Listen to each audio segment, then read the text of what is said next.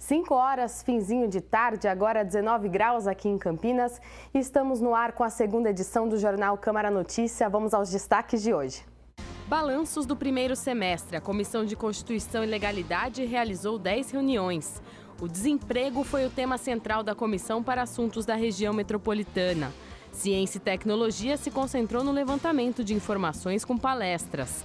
Lei Cultura Viva, debate no plenário, recebe representantes de toda a América Latina. O frio vai continuar. Confira a previsão do tempo para esta quarta-feira.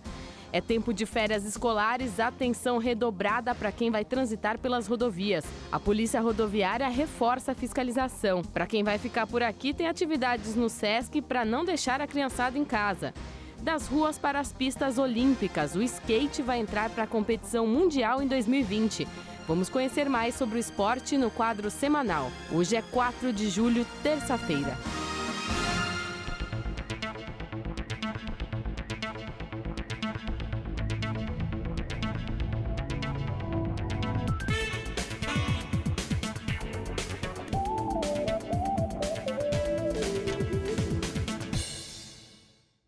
Boa tarde para vocês que nos acompanham ao vivo, também pelo Facebook e pela televisão. Na série de balanço das comissões do Legislativo, a gente começa hoje com a Comissão de Constituição e Legalidade. A Constileg dá parecer a basicamente todos os projetos que tramitam aqui pela Câmara, com exceção dos projetos de honrarias. Os vereadores membros decidem primeiramente se o projeto é constitucional e se é uma matéria que os parlamentares podem legislar. Dá uma olhada como foi esse primeiro semestre.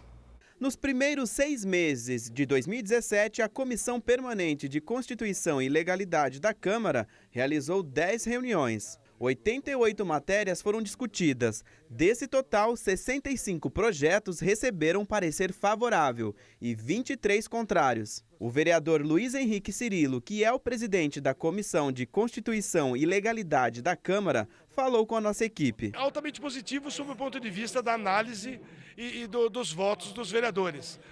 Nós discutimos esse ano a lei de diretrizes orçamentárias, nós analisamos projetos relacionados à área da saúde, educação, transporte e o que é mais importante, nós não nos omitimos quanto à análise, inclusive, do julgamento do prefeito. O parlamentar ressaltou o empenho da comissão. E nós estamos deixando o semestre com a comissão limpa. A comissão não tem projetos engavetados para serem discutidos o ano que vem, a semestre que vem. Isso mostra um compromisso da comissão, a seriedade de todos os membros e eu aproveito para cumprimentar todos eles. Participam da comissão os vereadores Vinícius Gratti, Zé Carlos, Marcelo Silva, Rodrigo da Farmadic, Professor Alberto, Carlão do PT. Cirilo já adiantou como vão ser os trabalhos após o recesso. Vai ser decisivo para nós podermos deixar com que 2018 seja um ano melhor para todos os munícipes. Agora vamos para a Comissão Permanente para Assuntos da Região Metropolitana de Campinas. A nossa região apresentou o pior índice de desemprego no ano passado em 16 anos. Esse dado é do Cadastro Geral de Empregados e Desempregados do Ministério do Trabalho e Emprego. E a falta de vagas aqui na nossa região e as demissões estiveram no centro das discussões dessa comissão.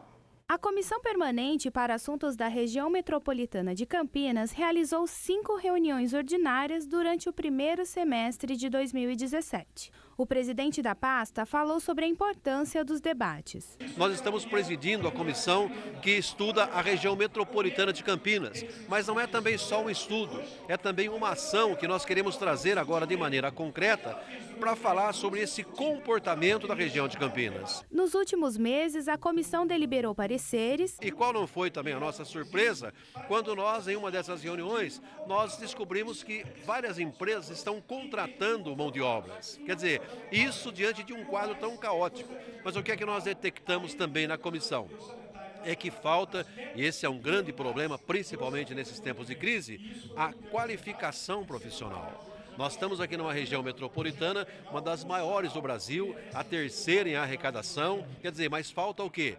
emprego, falta mão de obra qualificada para atuar em determinados campos. Os vereadores também receberam o diretor do CIESP, Centro das Indústrias do Estado de São Paulo, que falou sobre o momento econômico e os reflexos na região. E uma consultora da Sanasa, Sociedade de Abastecimento de Água e Saneamento, que fez uma palestra sobre a construção de um reservatório de água bruta em Campinas. Além de Campos Filho, a comissão é composta pelos vereadores Luiz Henrique Cirilo, Edson Ribeiro, Vinícius Gratti e Nelson Ossiri. O presidente falou ainda sobre a expectativa para os próximos meses. Olha, a expectativa era boa. Era boa. Nós tivemos expectativa nas primeiras reuniões, antes dos últimos acontecimentos, principalmente os acontecimentos políticos, que podem interferir de maneira negativa nessa retomada de posicionamento, nessa retomada de serviços. Agora, eu creio também que depende de cada um de nós.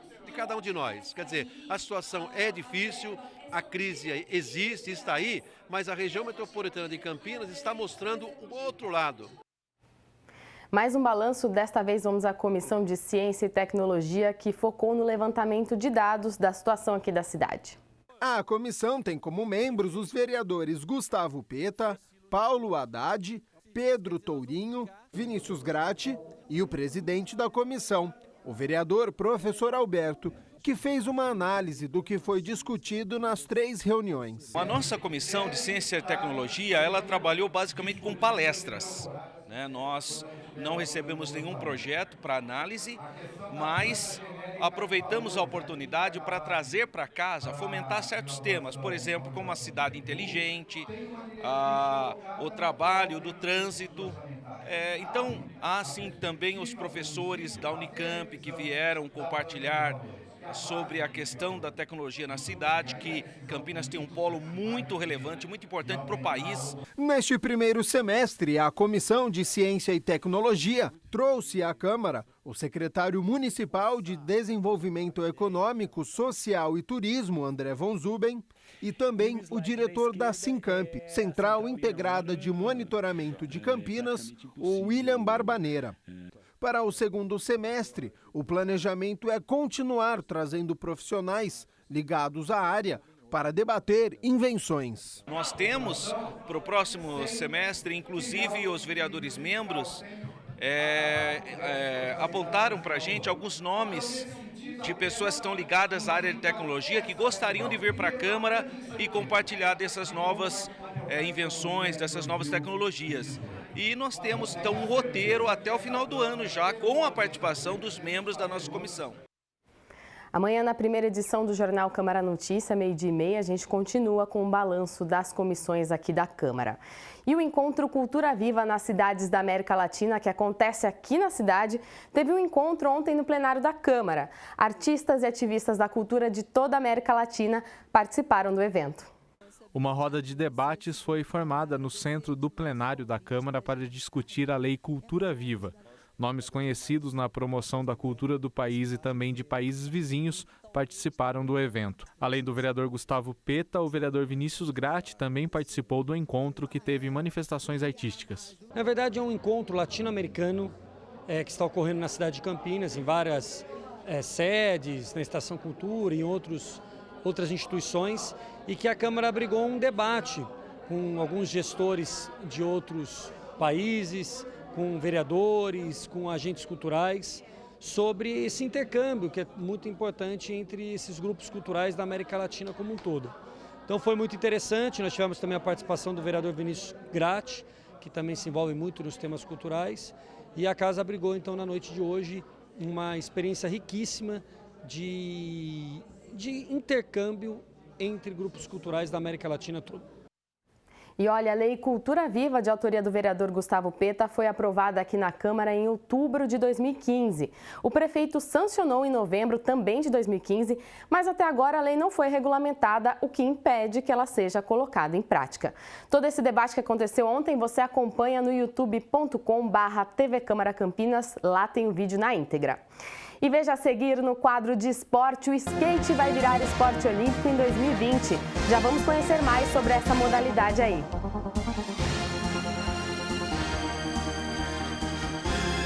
A Agora são 5 horas e 10 minutos. Novo ensino médio. O que vai mudar? Tudo bem? Olá, tudo bem? Sejam bem-vindos. Olá, vamos sentar. É verdade que eu vou poder fazer escolhas no meu currículo? Sim, claro. Mas eu ainda não sei que profissão seguir. Não precisa escolher a profissão agora, apenas a área de conhecimento. E se eu quiser fazer um ensino técnico? Aí basta escolher uma das formações técnicas oferecidas pela sua escola. Novo ensino médio, aprovado por 72% dos brasileiros. Ministério da Educação, Governo Federal, Ordem e Progresso.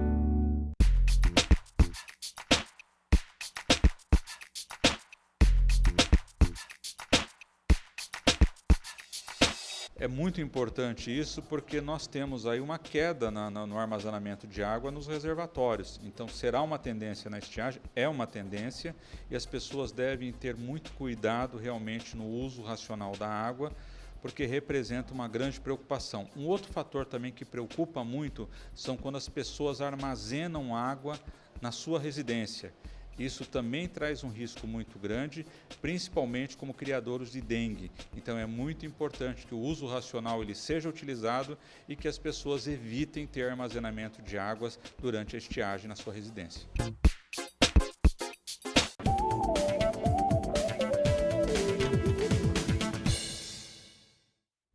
Voltamos com o Jornal Câmara Notícia. E olha só, na Câmara Federal, a Comissão de Constituição e Justiça, que é como se fosse a Conchileg que a gente apresentou aqui no primeiro bloco, aprovou a proposta que obriga prestadoras de serviço, como as companhias de energia, a informar com pelo menos 30 dias de antecedência sobre o reajuste de preços. A proposta agora segue para votação em plenário lá no Congresso. A reportagem é da TV Câmara dos Deputados. De acordo com a justificativa do projeto, as empresas concessionárias fazem pouca divulgação do aumento das taxas, como luz, água, telefone ou TV a cabo. A proposta estabelece que essas empresas têm até 30 dias para informar o consumidor sobre reajustes. O que a gente quer com esse projeto é apenas tornar claro essa relação de consumo, ou seja, a obrigatoriedade de dizer vai reajustar, quanto vai reajustar e qual o índice que está sendo reajustado, porque se eu não concordar com isso, eu tenho total condição de sair, mudar de operadora ou mudar de fornecedor e aí resolver, ou seja, uma questão. Mas, de acordo com o texto, a regra valeria somente nos casos de pagamento feito por débito automático ou por cartão de crédito, o que foi criticado por órgãos que atuam na defesa dos direitos do consumidor. Não é a maioria, é uma minoria. Até porque você precisa ter a certeza que você tem o dinheiro em conta, você precisa estar sempre adimplente, e essa não é o retrato da nossa sociedade. As pessoas chegam com 2 meses de antecedência de atraso de conta de energia, às vezes 1 mês e meio atraso de TV a cabo, conta de água, geralmente estão pagando com atraso. O deputado Ricardo Izar fez uma alteração ao projeto original e ampliou a nova regra. O que a gente incluiu no nosso voto é que esse aviso seja feito para qualquer tipo de pagamento. Quem paga por boleto, quem paga por correspondência, por qualquer tipo de cartão de crédito, que receba também um aviso com 30 dias de antecedência. Lembrando que logo mais a Câmara Federal, os deputados na Comissão de Constituição e Justiça devem decidir aí pela escolha do relator no processo contra o presidente Michel Temer, um processo da Procuradoria-Geral da República, uma denúncia de corrupção passiva. A gente traz as informações para vocês amanhã na primeira edição.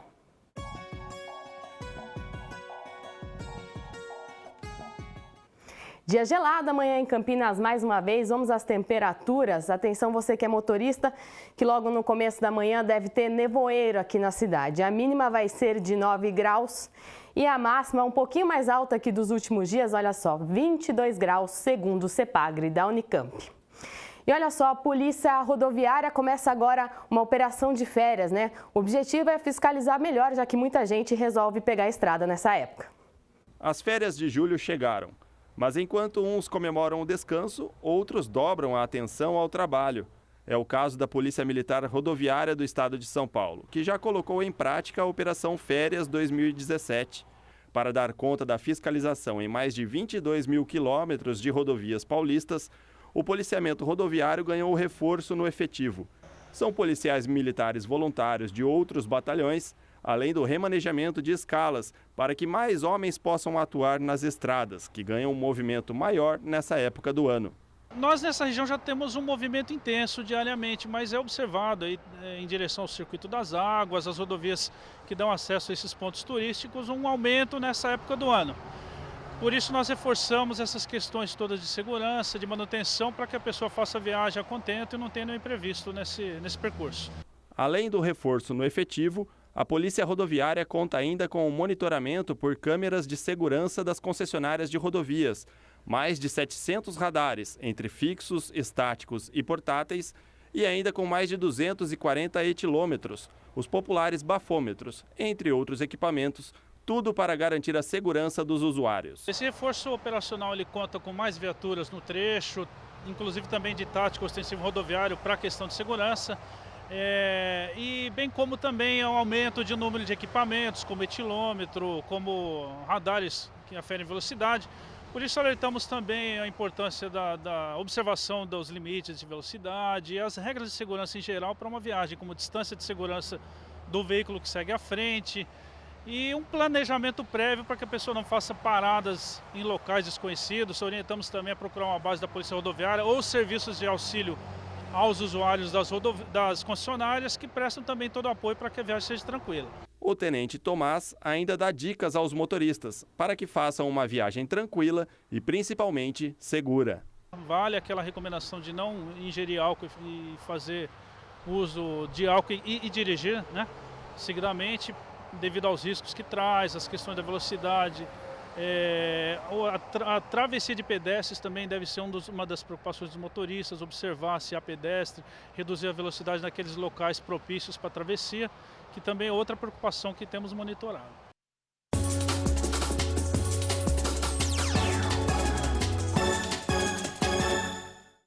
E a gente continua com o assunto férias, mas agora para quem vai ficar por aqui, tem opções sem custo lá no Sesc. Dá uma olhada aí.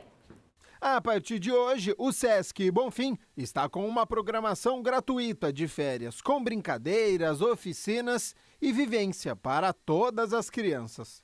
Um dos destaques é o projeto Férias nas Alturas. São práticas lúdicas em aparelhos circenses, como o tecido, o trapézio, a lira.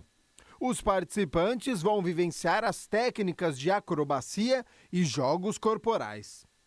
A partir da semana que vem, dia 11 de julho, vão ser apresentadas modalidades esportivas pouco conhecidas, como o floorball e o chokeball. As atividades são durante as férias escolares, mas a prática esportiva é para todas as idades. E é hora do quadro semanal de esportes que traz uma nova modalidade olímpica. O skate estreia nas Olimpíadas de 2020 lá em Tóquio.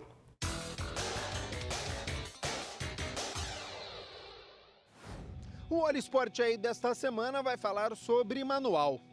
Oli Flip 900 graus. Ainda não entendeu? Então fique ligado, pois a partir de agora, os skatistas dominaram a reportagem. Estou aqui com o Rafael Furloni, o famoso Moaça, ele que é skatista há quase 20 anos. E recentemente saiu uma pesquisa do Datafolha que disse que mais de 8 milhões de pessoas no Brasil andam de skate. Por que esse número vem subindo? Olha, eu acredito que o pessoal estava cansado de esporte convencional, né? Basquete, futebol. E o skate, ele tem muito a ver com esse lado urbano, né? Acredito que o skate nasce com essa urbanização, né? Quanto mais escada, quanto mais obstáculo que o próprio meio da cidade tem, eu acredito que isso convida a pessoa a estar olhando, né? Apesar desse número ser expressivo, apenas 19% dos praticantes são mulheres. Existe um preconceito com o sexo feminino no esporte? Eu acredito que de forma nenhuma. O skate, ele tem uma peculiaridade, uma diferença entre os outros esportes, né? A gente gosta de ver o outro andando, a gente aplaude a outra pessoa andando. Então a rivalidade é uma rivalidade saudável. As mulheres são muito bem-vindas aqui no nosso meio e só engrandece, só deixa o nosso ambiente mais florido.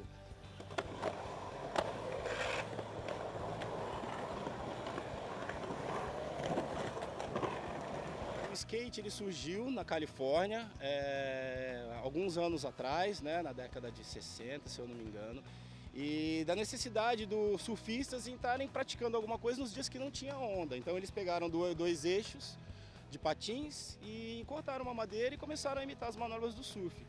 E essa modalidade, o bowl, também surgiu na Califórnia com a necessidade também. Teve uma seca e as piscinas acabaram sendo esvaziadas, né?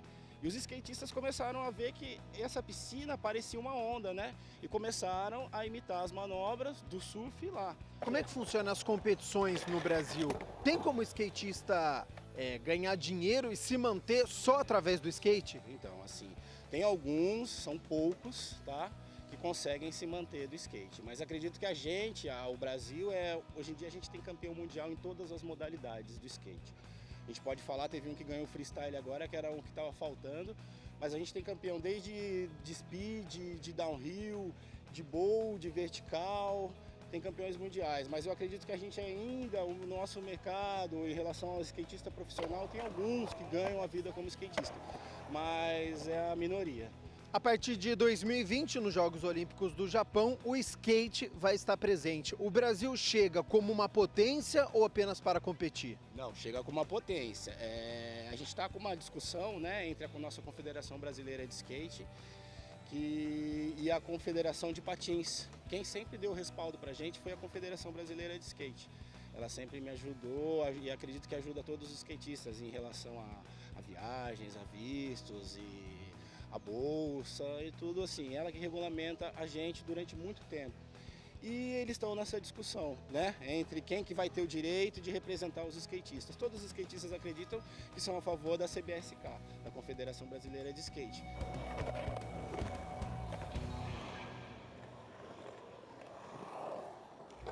Tá aí, Gabriel, obrigada pelas informações e boa sorte aos skatistas que vão tentar uma vaga aí para 2020. A gente encerra essa edição por aqui, bom fim de tarde para você. Coloca o agasalho se for sair de casa, viu? Até amanhã.